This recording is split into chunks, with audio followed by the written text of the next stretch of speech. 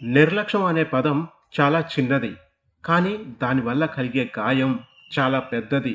అందుకే దేనిని, ఎవరిని, ఎప్పుడు నిర్లక్ష్యం చేయకండి.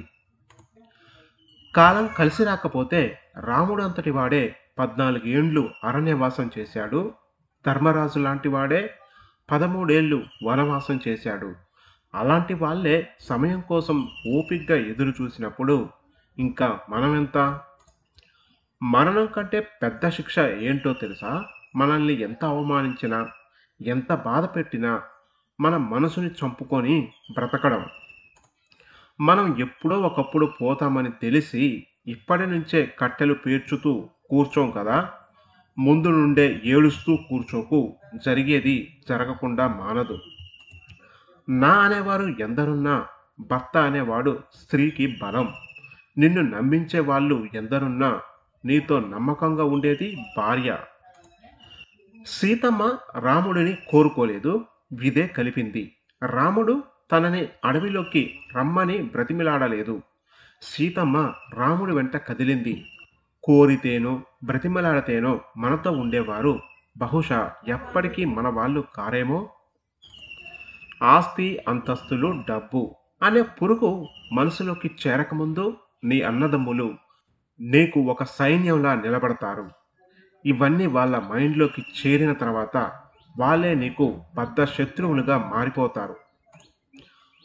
బతికున్న చేప ఏటిలో ఎదురీదుతుంది, చచ్చిపోయిన చేప ఏటిలో కొట్టుకుపోతుంది.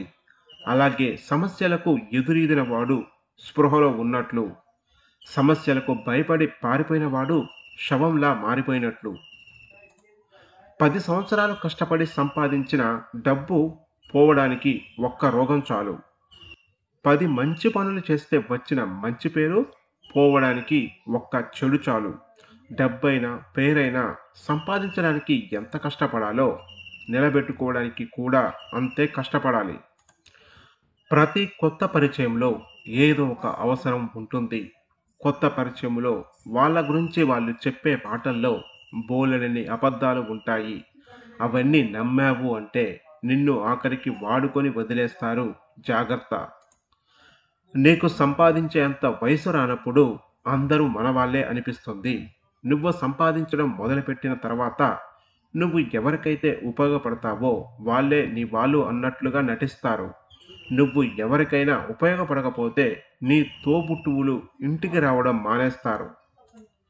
నీ చుట్టూ ఉన్న వాళ్ళందరూ మంచివాళ్ళు అనుకో, పర్వాలేదు. కానీ నీ చుట్టూ ఉన్న వాళ్ళందరూ నమ్మకస్తులే అని మాత్రం అనుకోకు.